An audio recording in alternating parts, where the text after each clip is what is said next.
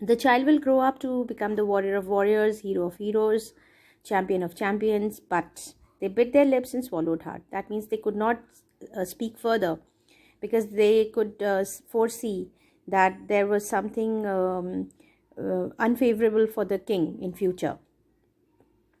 So they could not tell that in front of everyone. When compelled to continue, when they were requested to continue, the astrologers came out with it. Now, what did they say? This is a secret which should not be revealed at all. It's a secret, it should not be disclosed at all. And yet we are forced to speak out. But still, like, we have been compelled, we have been requested or forced to speak out. So, we are going to tell you. The child born under this star will one day have to meet its death. Now they were, looking into his horoscope, and they found that this child, born under some specific star, is going to die one day. Again, it is a mockery which the author is trying to bring in just to create humor. So you will see in this chapter that satire has been used. What is satire? Satire is the use of irony, sarcasm, and ridicule to expose a folly or vice of a person or people or politicians or government decisions, etc. So so he has made he has created many mocking situations in this story. Like in the beginning, the title itself of the king was so amusing, particularly when after a long title, he called him Tiger King. He comes down to calling him the Tiger King. So Tiger King is a comical figure in this story. Now, there was nothing unusual, but they were, making it so secretive and such a big issue that the child born would be dying one day. At that very moment, a great miracle took place. An astonishing phrase emerged from the lips of the 10-day-old Jilani Jangjang Bahadur. O wise prophets! That 10-day-old child. Now here again, using satire here, he is calling that 10-day-old child as Jilani Jangjang Bahadur. So the author says that child, he spoke out. That was like a miracle. That was very astonishing, very surprising. And what did he say? O wise prophets! Everyone stood transfixed in stupefaction. Transfixed means totally hypnotized. They could not move. They became motionless. And they were a little terrified also that what did they hear? They were just totally amazed. And stupefaction means perplexed, bewildered, totally confused. They looked wildly at each other and blinked. That, they were looking at as if they got terrified and totally, perplexed by the voice that they heard. O wise prophets, it was I who spoke. This time there were no grounds for doubt. It was the infant born just 10 days ago who had enunciated the words so clearly. Enunciated means spoke those words, uttered. So this became very clear when again he said, O wise prophets, it was I. Look here, I am speaking. Who is the I here? The king, the child king. This time there were no grounds for doubt. It was the infant born just 10 days ago. That means that 10-day-old child was, uttering those words so clearly. The chief astrologer took off his spectacles and gazed intently at the baby. He gazed intently, he looked intently at the baby. All those who are born will one day have to die. Now, these are the words spoken by the child. All those who are born will one day have to die. We don't need your predictions to know that.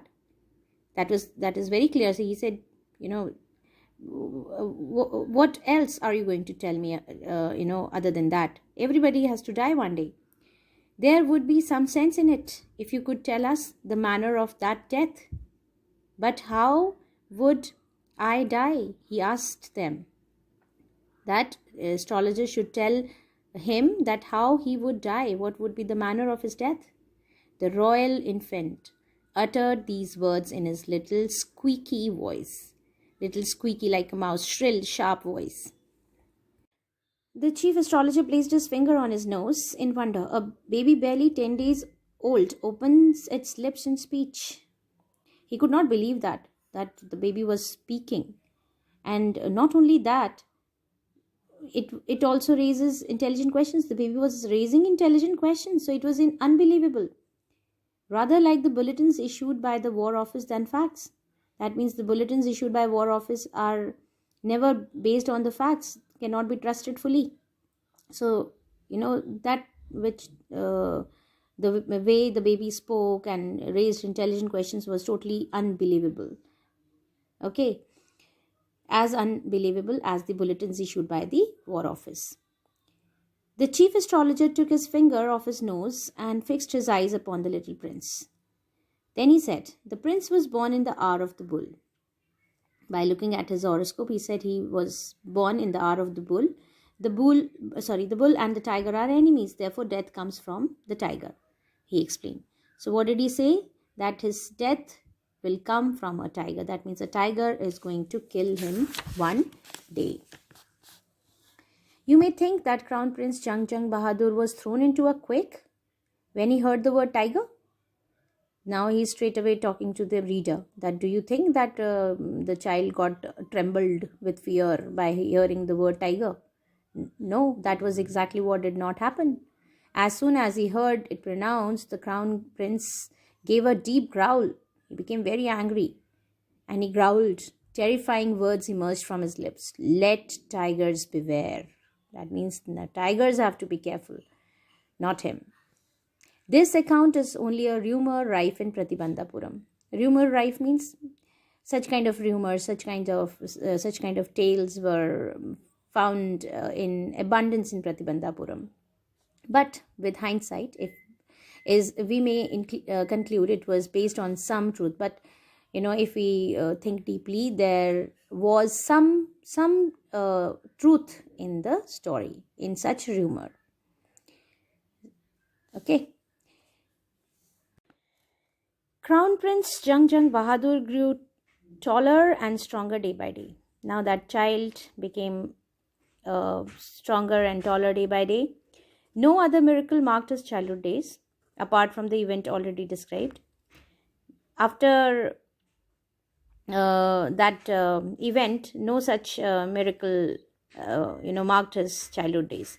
The boy drank the milk of an English cow, was brought up by an English nanny, caretaker. Nanny means caretaker. Tutored in English by an Englishman. Saw nothing but English films, exactly as the crown princes of all the other Indian states did. Okay, this is again, the author is adding satire to it. He here satirizes and ridicules the attitude of the Indian royal families during the British Raj. Most of the Indian royal families, they try very hard to impress the British so that they fit in with them. So they were blindly copying them, thinking that they were superior than any other civilization of the world. So like that, so he was taught English, he was given milk of an English cow. That is a little exaggeration, but this is to show that how they were copying the Western culture so much. When he came of age at 20, the state which had been with the court of wards until then came into his hands. Other people were looking after the state earlier, but now when he attained the age of 20, the state came into his hands. he became the king. He started ruling. But everyone in the kingdom remembered the astrologer's prediction.